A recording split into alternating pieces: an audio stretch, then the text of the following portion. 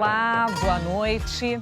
Nestes dias desafiadores em que todos devemos ficar em casa para proteger a nossa sociedade, o Globo Repórter convida você para uma viagem surpreendente. Vamos revelar o lado mais encantador do Paraguai, que visitamos antes que as fronteiras fossem fechadas pela ameaça do coronavírus. Onde estão as riquezas de um dos países mais pobres das Américas? Cachoeiras magníficas, onças, flamingos, o deslumbrante Pantanal paraguaio. E os caçadores de tesouros? Gente que descobre joias e moedas enterradas nos tempos da Guerra do Paraguai. Mas nada mais emocionante que a Orquestra das Crianças. Elas se apresentam com instrumentos feitos de material reciclável retirado de um lixão. O programa desta noite é uma coprodução com a IPTV, afiliada da Globo no interior de São Paulo e sul de Minas.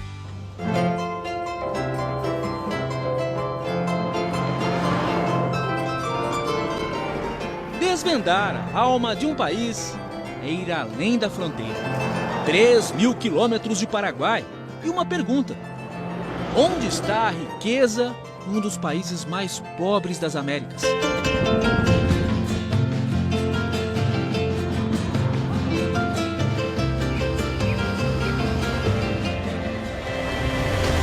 Alto Mandaú. No município de Presidente Franco, as Cataratas do Paraguai.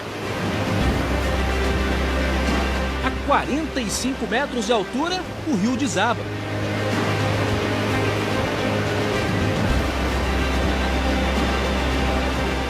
Para lembrar que estamos numa das maiores reservas de água do mundo.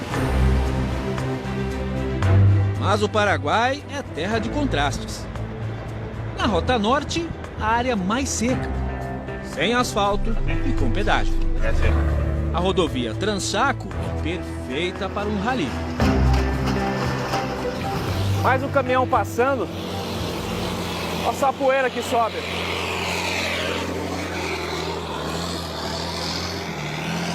Nossa, não dá para ver nada.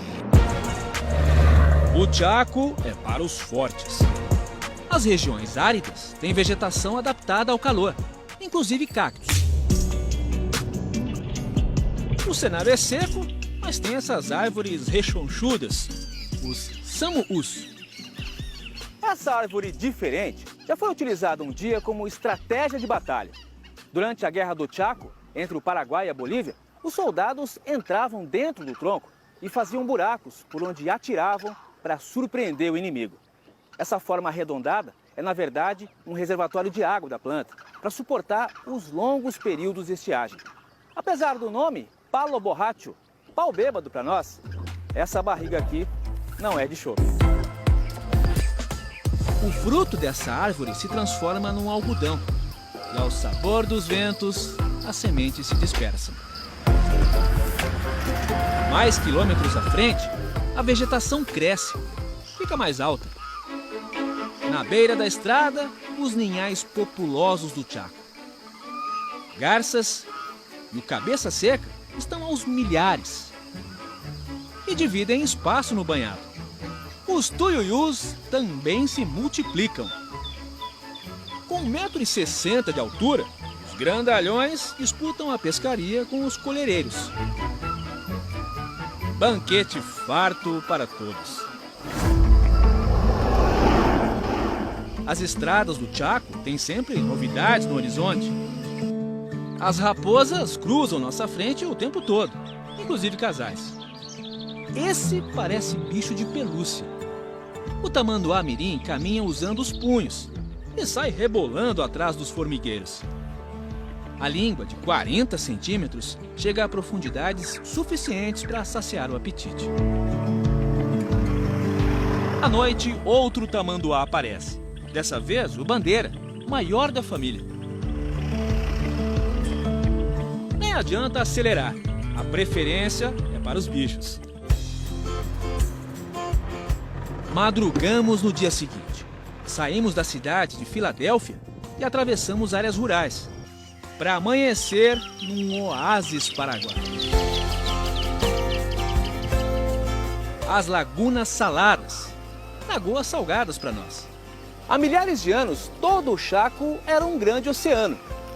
O tempo passou, o mar foi embora, mas lagoas de água salgada permaneceram para redesenhar a paisagem com os traços harmoniosos que só a natureza tem. Nós estamos nas margens de uma das centenas de lagunas saladas. A gente vê que o solo aqui é argiloso e cheio de partes brancas. Isso aqui nada mais é que sal, importante para a cadeia alimentar de muitas aves que só vivem nesse tipo de ambiente, de água salgada, principalmente as migratórias. A gente está em pleno período de seca, cenário de natureza morta, mas não se engane, tem muita vida por aqui. Os galhos secos estão sempre cheios de novidades. Algumas aves são migratórias, como o bico duro. Outras figurinhas carimbadas, como o cardeal. O polícia inglesa do sul, no Paraguai, se chama peito colorado. Numa das maiores lagoas, a explosão colorida. Bandos de flamingos. Aves migratórias, com o pescoço tão longo quanto o fôlego.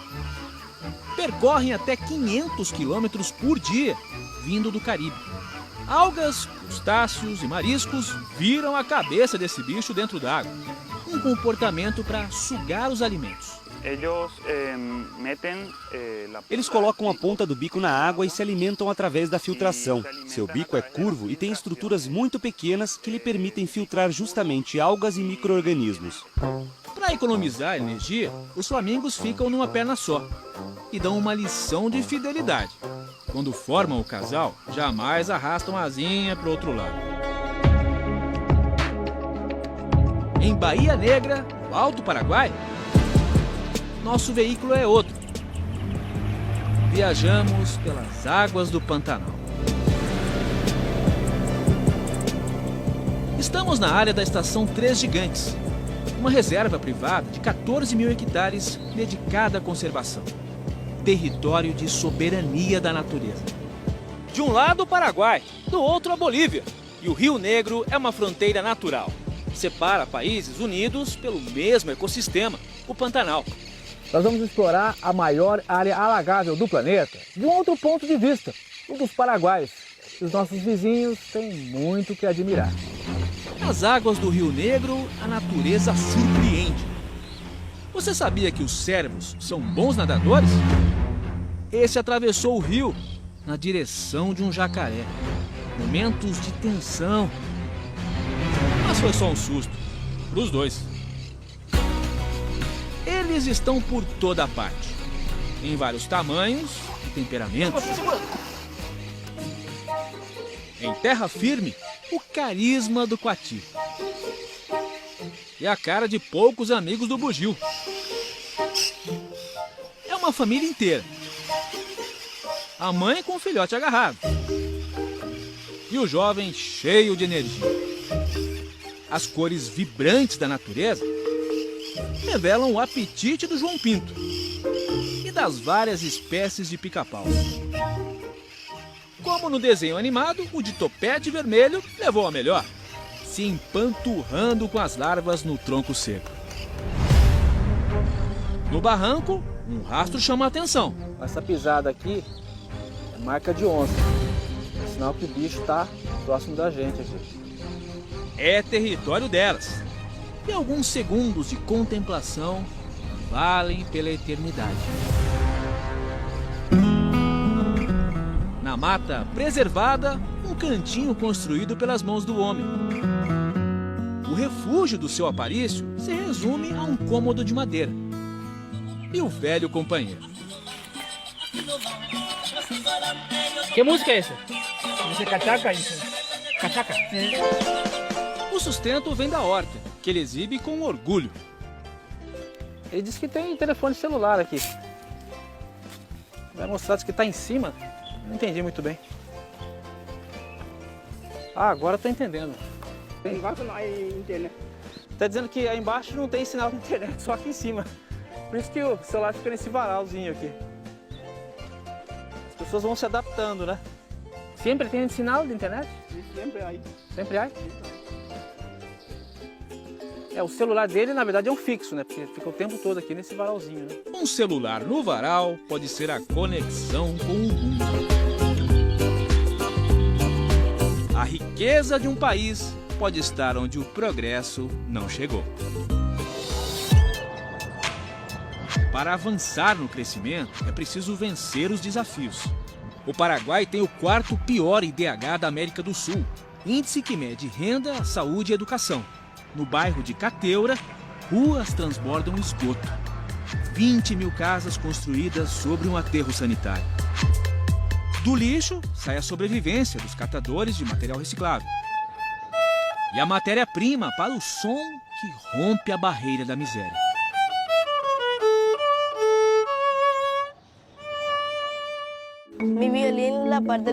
Meu violino, na parte da frente, é feito com lata de tinta. Na parte de trás, uma assadeira.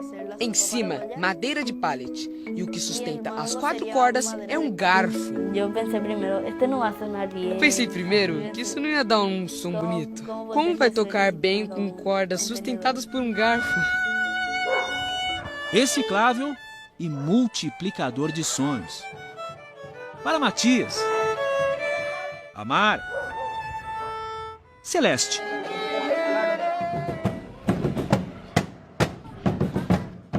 Crianças pobres que todos os dias vencem obstáculos para frequentar as aulas de música da orquestra mais criativa do mundo.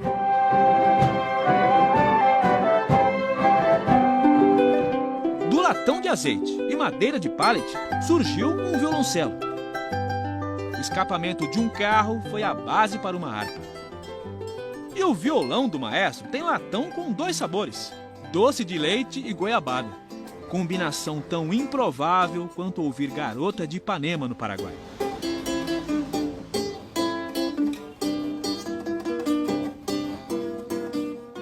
William é o luthier que faz a mágica de transformar o que não serve mais no instrumento musical.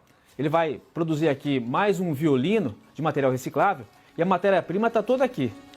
Madeira de pallet, um garfo, assadeira e uma lata de tinta. É difícil acreditar que disso aqui vai sair um violino.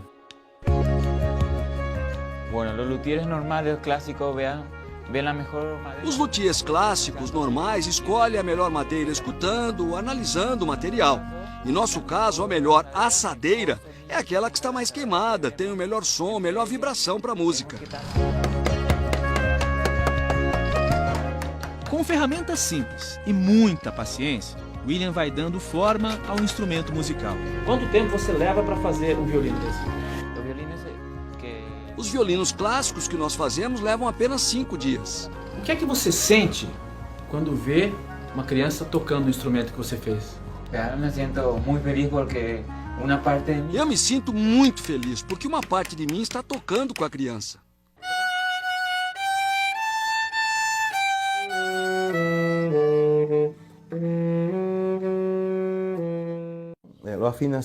A afinação é a mesma, então o instrumento reciclável pode tocar no mesmo tom. Cada material tem um timbre, um som particular, e isso sim é distinto. Paciência para ensinar, sensibilidade para ajudar ao próximo. O maestro Fábio Chaves começou o projeto há 13 anos, quando era técnico ambiental no aterro de Cateura. Ele percebeu que os filhos de catadores de material reciclável ficavam brincando no lixo e decidiu dar aula de música com instrumentos tradicionais. Um instrumento musical custa mais que a casa deles. Então é muito difícil dar às crianças algo que custa mais que a casa deles. Aí começamos a pensar que o lixo poderia ser matéria-prima para construir os primeiros instrumentos. O mundo nos manda lixo e nós devolvemos música. Esse é o lema da orquestra que tira arte de onde ninguém poderia imaginar. É um instrumento mais interessante que o outro. Permisso? Esse saxofone, por exemplo, é feito com um pedaço de cano metálico. A gente tem aqui tampinha de cerveja, botões, tem até um cabo de colher. É uma criatividade tão impressionante quanto o som que eles conseguem tirar. E algumas músicas são bem familiares pra gente.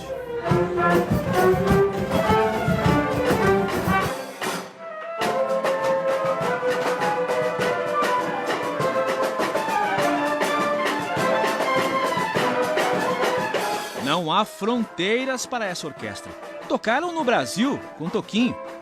Percorreram Ásia e Europa. Atualmente são pouco mais de 45. E atualmente são um pouco mais de 45 países que a orquestra já visitou. Muito mais que qualquer outra orquestra do Paraguai. Através disso, temos levado o nome do Paraguai a países que nem sequer talvez exista uma embaixada do Paraguai. A orquestra já dividiu o palco com os roqueiros do Metallica e se apresentou ao Papa Francisco, presenteado com um violino reciclável. Foi muito emocionante para mim, porque foi um dos meus primeiros concertos e eu ainda era muito pequena. Para Matias, uma das viagens mais inesquecíveis foi para a Europa.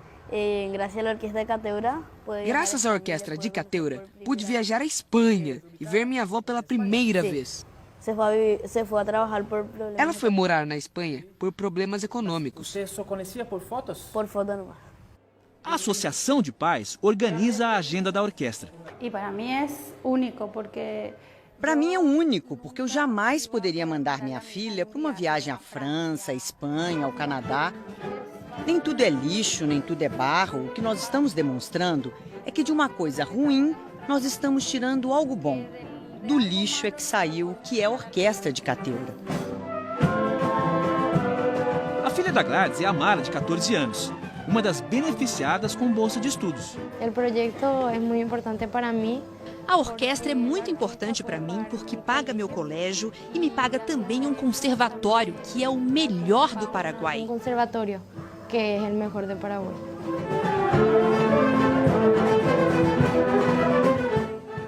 Todo o cachê recebido é revertido em ajuda para as famílias de Cateura.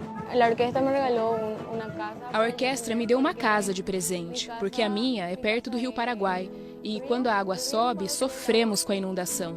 A orquestra comprou uma vila com 8 casas para tirar as famílias das áreas de risco de inundações. O imóvel onde Celeste vive hoje, com pai, mãe e irmão, tem só um cômodo. Mas é um cantinho de simplicidade comemorado. Agora estamos mais tranquilos, temos pelo menos um banheiro. Sempre tínhamos sonhado com isso, por conta das enchentes, que sempre nos afetam. E temos pelo menos um refúgio, um pouco mais moderno, de material, que não é mais de madeira. Aqui, Celeste se apresenta com exclusividade para o fã-clube.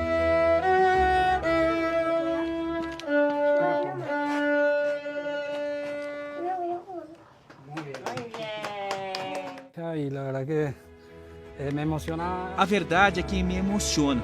Quando toco seu violino, quando interpreta a música, realmente me sinto emocionado e orgulhosíssimo dela. O que posso pedir mais? Eu talvez sou o único diretor de orquestra no planeta que se ocupa de construir casas para seus integrantes. Ou se ocupa em construir um posto de saúde para a família dos seus integrantes. Nós não podemos esquecer, negar a situação social.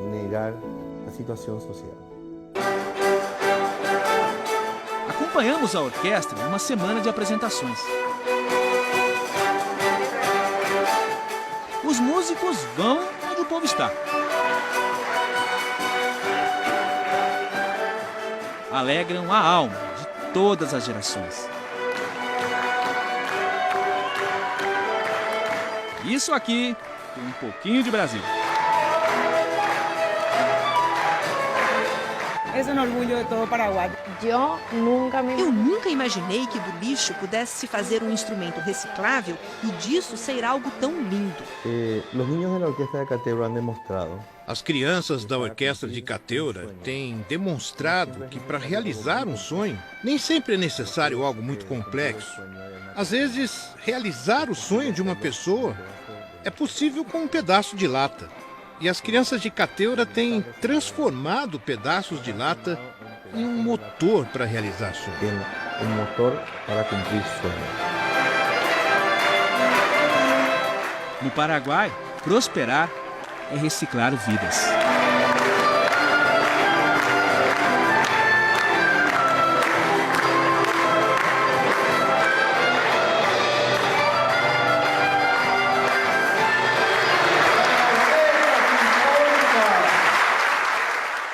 Brasileiros que saíram do nosso país em busca de uma vida melhor encontraram a prosperidade no Paraguai.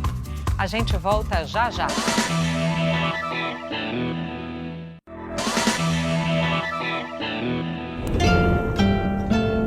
Surge no horizonte um novo Paraguai. Assunção, cidade com mais de 500 mil habitantes, onde prédios históricos, como o Palácio dos Lopes, dividem espaço com arquitetura arrojada. Encarnación, cidade planejada. E ponte conectada à evolução.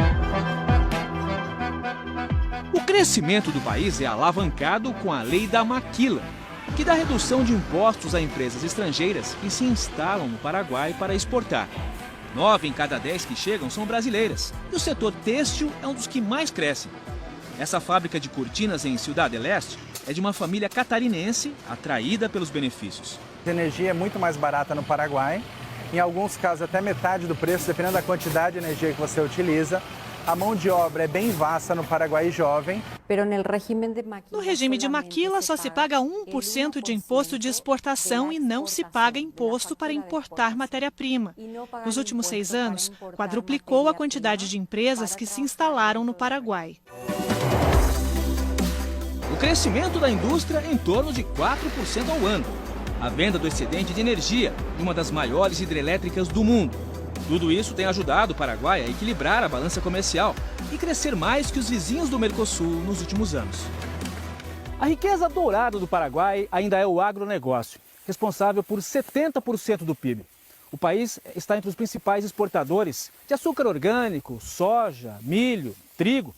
Aqui na região de Tuparendá, mais de 90% dos produtores são brasiguaios. Vieram do nosso país para encontrar prosperidade na terra vizinha. O sonho da casa própria numa ilha de fartura. Quando a família Benedetti chegou do Paraná na década de 70, o cenário era bem diferente. Não tinha essa facilidade de ter energia elétrica, essas coisas, né? A gente tomava banho num riacho. E ainda havia índio na região aqui, como ainda tem hoje, só que antes o pessoal vinha trabalhar para a gente aí e andavam meio nu ainda. Mas quem semeou suor e trabalho hoje pode colher os frutos. 3 gerações tiram o sustento da terra. O senhor veio por causa da terra barata? O que foi? Foi, mais por terra barata e boa, né? Que a gente já veio ver antes, gostou. Continua barata? Não, hoje está cara. Nos quase 2.000 hectares, produtividade e mecanização andam juntas. E vamos voltar quando pro Brasil? Passeio a gente vai cada pouco tempo. Só para passear. Só para passear. Nessa terra fértil, a riqueza também brota da história. No Panteão dos Heróis em Assunção, a reverência àqueles que lutaram no maior conflito da América do Sul. A Guerra do Paraguai contra a Tríplice Aliança, formada por Brasil, Argentina e Uruguai. É algo que ainda está muito vivo dentro da gente, uma ferida que ainda não cicatrizou. As batalhas no século XIX, que tiveram o ditador Francisco Solano Lopes como pivô, fizeram o país perder mais de 1/3 do território e 75% da população, segundo algumas estimativas. Sem dúvida nenhuma, entre os 4 países que casualmente também são os que originaram o Mercosul, o Paraguai foi o que mais ficou atrasado, né? E isso tem algumas raízes profundas. Raízes escavadas até hoje. A história conta que durante a Guerra do Paraguai, entre 1864 a 1870, joias, moedas, objetos de ouro e prata eram enterrados antes que as tropas inimigas chegassem. Depois da guerra, a busca por esses objetos virou uma febre e 150 anos depois, muita gente ainda sonha em encontrar fortuna nesse passado enterrado. Um exército, armado com detectores de metal, percorre o caminho das batalhas na caça a um tesouro. Plata, tesouro enterrado. Por todo o Paraguai, os buscadores abrem buracos enormes, às vezes com escavadeiras. Uma corrida do ouro que já teve soterramentos e mortes. E apesar dos equipamentos modernos para encontrar a plata, a tradição diz que o tesouro é que busca o caçador, com o sinal dos espíritos. Eles geralmente dão um sinal. Aparecem coelhos brancos, aparece fumaça, aparece fogo. Aparece fogo. Ricardo já encontrou muita plata, em moedas de ouro e também uma coroa. Pesava 1,50 kg de prata e ouro. Você vendeu? Sim. Quanto? $10,000. $10 mil? Sim, $10,000. Para quem? E aí já não se pode dizer. As leis paraguaias dizem que objetos históricos devem ser catalogados e, se for o caso, devolvidos. Mas os negócios com colecionadores dos Estados Unidos e Europa costumam ser sigilosos. Os buscadores encontram barras de ouro e moedas dos séculos XVIII e XIX. Algumas vêm cortadas, que é como se dava o troco na época. Aos 8 anos de idade, Joel já acompanhava o avô na busca de tesouros. É buscador há 3 décadas. Nós encontramos libras esterlinas, libras australianas de ouro, inclusive moedas napoleônicas. Normalmente aqui no Paraguai vale muito pouco. Já as primeiras moedas que saíram no Paraguai podem ser vendidas por $20 mil a $30 mil. A caça ao tesouro fez esse gaúcho de Porto Alegre cruzar a fronteira. Até dizia que eu estava querendo roubar o ouro do Paraguai, mas você gosta mais Paraguai que brasileiro, hoje em dia já me considero. Renato usa um detector de última geração, que custa mais de $20 mil e alcança 8 metros de profundidade. É tipo esporte, tu vai pescar final de semana, vai caça, é a mesma coisa, vamos caçar ouro. Com um bom padrão de vida, ele mostra alguns dos achados, nada de muito valor. Prosperidade mesmo veio com a loja de detectores de metal, que ele montou para aproveitar a legião de buscadores. A maioria dos clientes que compra seus equipamentos é para plata? Busca de plata? Sim, a maioria é para busca de plata. 85% deles estão sempre procurando tesouro e esse é o maior objetivo aqui no Paraguai do buscador. Então você aproveitou a oportunidade para vender equipamentos? Claro, tem que aproveitar, né? O cardiologista Jorge Harolin carrega uma bagagem valiosa. Uma parte do tesouro encontrado como buscador.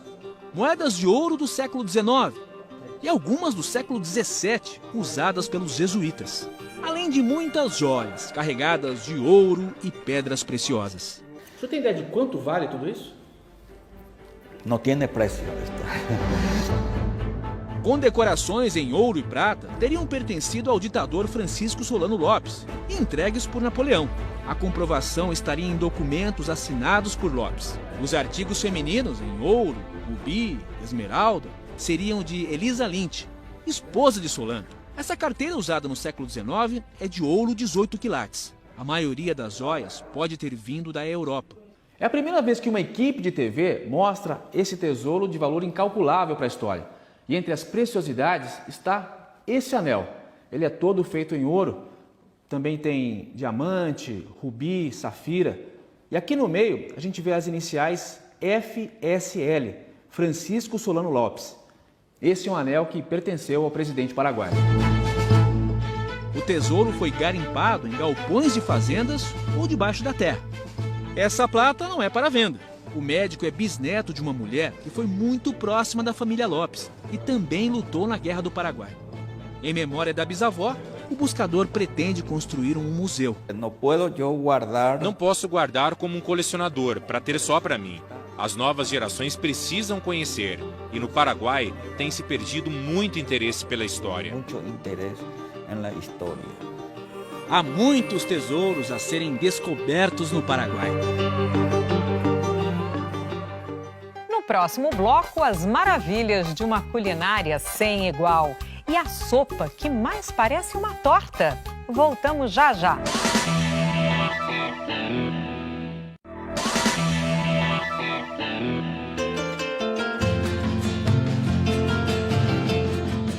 Nos paraguaios nunca estão sozinhos. Garrafa térmica e tereré são companheiros inseparáveis. Tradição em todas as classes sociais e faixas etárias. Os campos verdes da região de Itapúa estão na rota da erva mate. Em Bela Vista Sur, essa fazenda colonizada por alemães iniciou a produção da erva em 1950. São 300 hectares cultivados. A colheita vai de abril a setembro, este que é um dos principais produtos de exportação do Paraguai. Café literário você conhece, mas e esse? Reunião para a leitura, bebendo tereré sem moderação. O tereré para os paraguaios tem muitíssimo significado. O tereré para os paraguaios tem muitíssimo significado, porque é compartilhar, é juntar, é o encontro.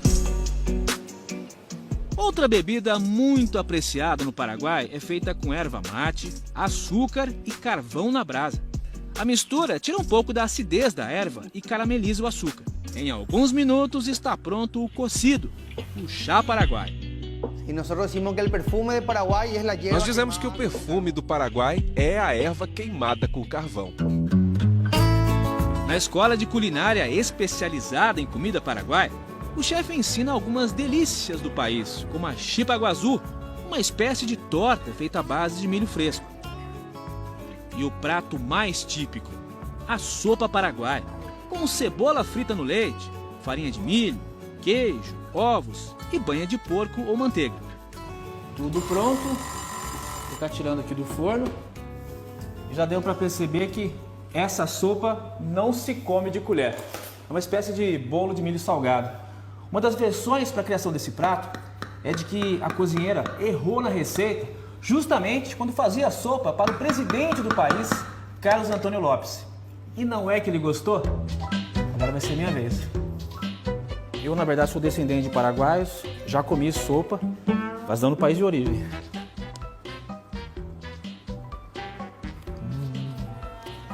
O sabor do milho fica bem forte, bem gostoso. Um gostinho de saudade. Do jeito que a minha avó e a minha mãe faziam. A sopa se come em todos os estratos sociais. A sopa se come em todos os estratos sociais, do mais rico ao mais pobre, de norte a sul, de leste a oeste. Consideramos que é o prato que mais nos identifica. Churrasco sem sopa não é churrasco. Um grande banquete sem sopa não é um grande banquete. Sopa não é um grande banquete.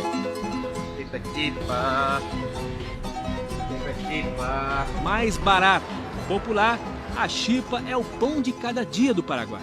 As rosquinhas à base de amido de mandioca e polvilho são equilibradas na cabeça dos vendedores.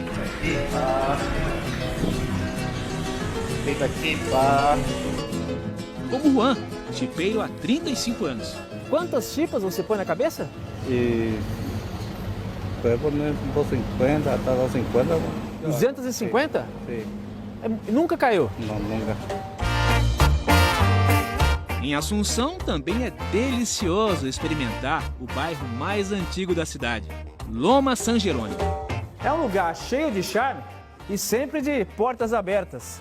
Aqui as pessoas sempre cedem as casas para fazer comércio e outros tipos de coisa. O seu Andrés, por exemplo, cedeu o imóvel dele para um centro de informações turísticas. E é com ele que a gente vai agora conhecer o bairro. Dale! Em cada esquina, um colorido especial, inclusive o nosso verde e amarelo. Na escadaria, um mosaico charmoso. Nas paredes, gravuras e homenagens. É o bairro mais antigo de Asunción, a Loma San Jerónimo está... Seu Andrés conta que o lugar começou a ser povoado em 1800. Fomos sempre ocupados primeiro por espanhóis. Foi ocupado por espanhóis, italianos, nossos campesinos, gente do interior, até que virou um bairro e se fundou o Clube San Jerônimo em 1926, às margens do Rio Paraguai. Um time de vôlei que marcou época. As fichas de inscrição de todos os jogadores ficam em exposição permanente. Uma das estrelas da década de 80 foi seu Pascoal Sescoli, que participou de excursões pela América do Sul. Aos 81 anos, ele ainda bate uma bolinha e mostra o talento de quando era levantador. Seu Pascoal tem 1,63 m. Pergunto se não era preciso ser alto para jogar vôlei. Sim, é assim. Tem que ser alto, mas o jogo depende mais de usar a cabeça e saber se colocar na quadra. A estrela do Clube San Jerônimo também é conhecida pela fama de Dom Juan no passado. As meninas me perseguiam. Histórias e sabores no país das tradições. Rota sul do Paraguai. A 150 quilômetros de Assunção, no departamento de Paraguari, chegamos a La Colmena, colônia de imigrantes japoneses cheia de propriedades rurais. Com porteira aberta para quem gosta de aventura. Percorremos a mata de Bosque Atlântico, seguindo o caminho das pedras. A trilha nos leva à grande atração desse lugar. Quedas d'água com 45 metros de altura. A cascata vem de nascentes e escorre pelo cânion. Há mais de 3 meses não chove nessa região. Ainda assim, a fonte da vida continua assim, incessante. É uma água tão cristalina que o lugar não poderia ter outro nome. Salto Cristal. Roberto herdou a propriedade da família e decidiu abrir as portas para que todos pudessem compartilhar essa experiência. Quase 90% da nossa propriedade estão numa área de reserva. É tudo natural. Procuramos preservar a natureza porque já há pouco aqui no Paraguai. Na região de Itapúa, as pedras são testemunhas da passagem dos jesuítas pelo Paraguai. As ruínas de 1706 revelam um pouco da arte sacra e de como vivia a comunidade, com mais de 3.000 pessoas. Os jesuítas ficaram aqui durante 61 anos, quando foram expulsos pela coroa espanhola. Mas deixaram esse legado impressionante nas construções. Aqui em Santíssima Trinidad del Paraná, o complexo de ruínas tem 10 pavilhões com 2 igrejas. É um dos mais bem preservados da América do Sul e revela a imponência de uma história que há mais de 250 anos deixou pedra sobre pedra. Debaixo dessas pedras estão enterrados sacerdotes e caciques guaranis. E os descendentes dos indígenas da aldeia Guavirami são os guias locais.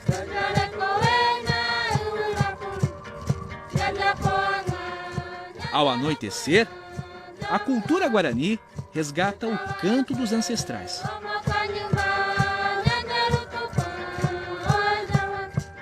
A música está na alma do Paraguai. E a harpa, imortalizada por Luiz Bordon, é um instrumento nacional. Tem até museu. As primeiras eram feitas com tripa de cavalo. Hoje, o instrumento está mais popular e acessível. A harpa é tão importante para o Paraguai que tem dia nacional e escola. A única do país fica aqui em Assunção e ensina essa arte para alunos a partir dos 9 anos de idade. Afinal, é desde cedo que se aprende a tocar o coração das pessoas.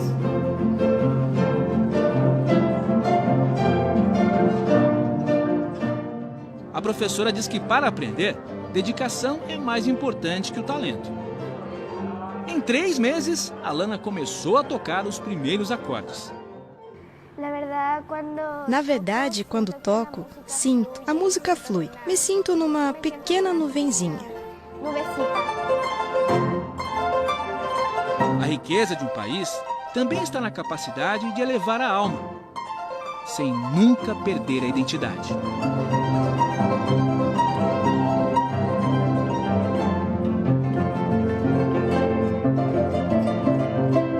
E se você quiser saber mais sobre o Paraguai, acesse o nosso site. Fique agora com o Jornal da Globo. Um ótimo fim de semana para você e sexta-feira que vem a gente se vê.